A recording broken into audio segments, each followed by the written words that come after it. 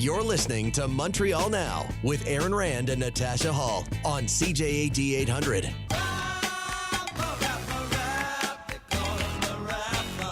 Time to check in with James Mennie of the Montreal Gazette. Jim, of course, the REM launched today. François Legault took a ride. How was it, Premier Legault? It was fun. There you go. It was fun. It's free to ride this weekend. Jim, are you going to take a ride? Absolutely not.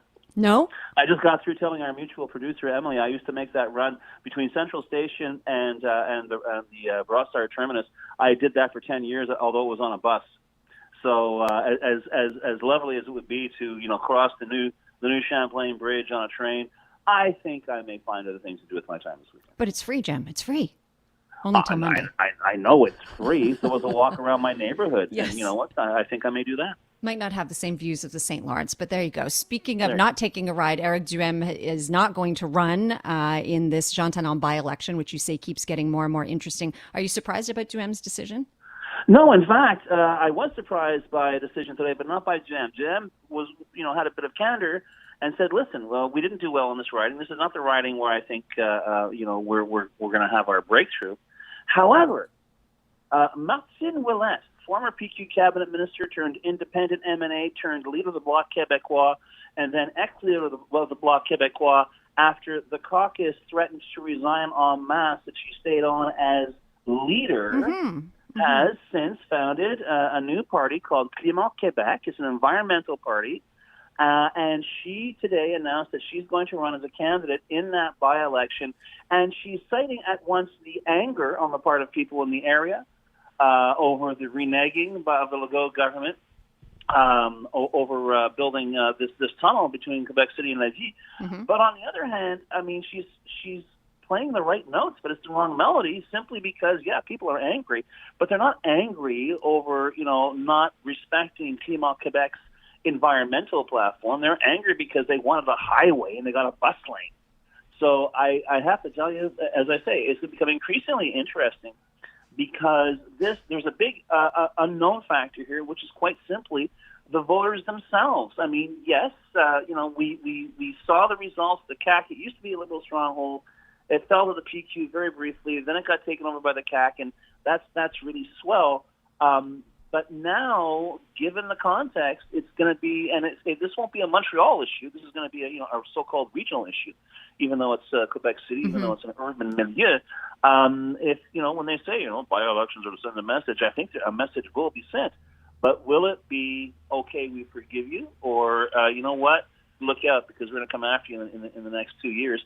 In fact, to François Legault, a lot is going to be made of these results. Presuming Monsieur Legault gets off the REM long enough to call a by-election, although apparently he's having so much fun, who knows if he'll ever get off. Have you ever seen more forced smiles than what was happening today with all those dignitaries in the same place at the same time?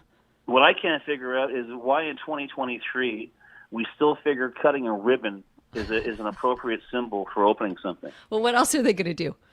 Well, I don't know, but cutting a ribbon, that's I know. so like 19th century. It is, and it's so lame. I just keep waiting. I keep waiting after the ribbon's been cut for the locomotive to hit its whistle, and everyone cheers.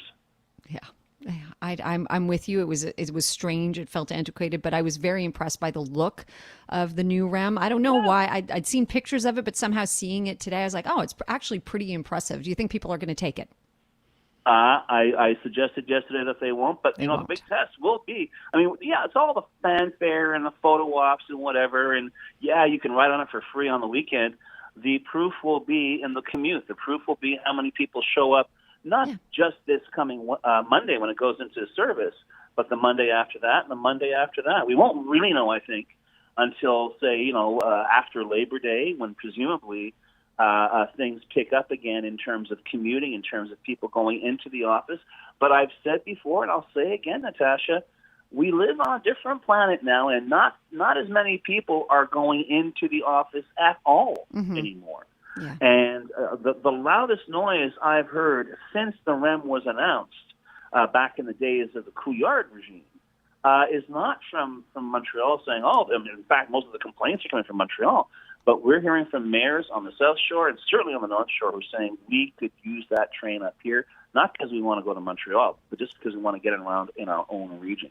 So we may, speaking of surprises, we may see some surprises between now and Christmas with this whole REM project. That will be interesting. But like we talked about yesterday, if people have to pay more for it and it's going to take longer, they're not going to take it. Back to this by-election for a second. Quebec Solidaire taking gender parity very seriously, as you point out. The party president had urged members to vote in a female candidate. What's the latest on this story, Jim? Well, now Ruba Gazelle, who's an MNA and who is seeking the co-leadership of the party, because you have a male and a female leader of the party, and Mennie said she's stepping down from that role.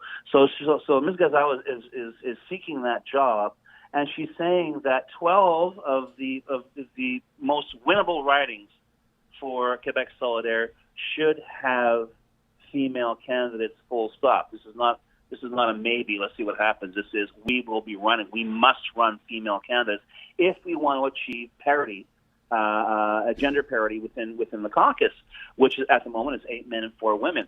My concern is whether this is going to gain any traction with voters. In the end, it's great to respect your own criteria, to respect whatever ideology you figure should be overseeing your party. That said, if it's not going to work with voters, I got news for you. There may be a rethinking of that. I mean, a lot of parties were surprised because let's face it, François Legault pulled it off.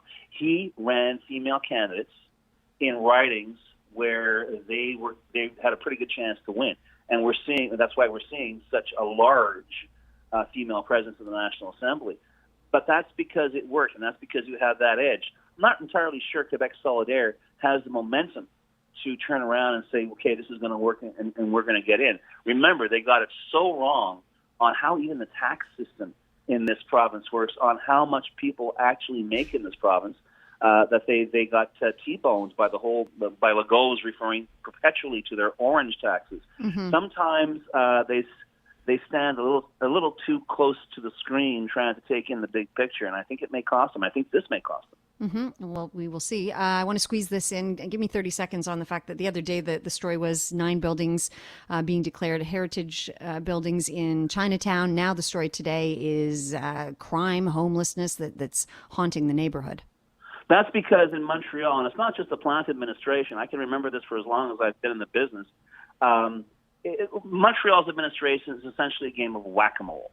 They don't solve a problem, they simply move it someplace else, especially when that problem is homelessness, especially when that problem is dealing with the ground level fallout of addiction and homelessness. And yeah, sure, people in the village complained about homelessness, and the Plante administration got really bad press for what was happening around the Barrie Metro and how that entire area had ground to a halt, and how merchants were frightened. And now it seems like the same story is being told in Chinatown. We just heard the report with Jason at the top of the hour. And why is it, Natasha, I think that even if the city decides to act on this, in a couple of months we'll be talking about someplace else, maybe Shaughnessy Village, maybe someplace east. This is the way things have always happened. And honestly, I get a little angry when I see, on the one hand, this decision to have, public consultations ad nauseum on particular projects that, to really appeal perhaps to a particular demographic in this city. And on the other hand, they cannot grab this issue by the lapels and shake it into something resembling coherent policy. Like I say, it's not just the Plante administration. This has been going on for decades, but that doesn't make it any less depressing.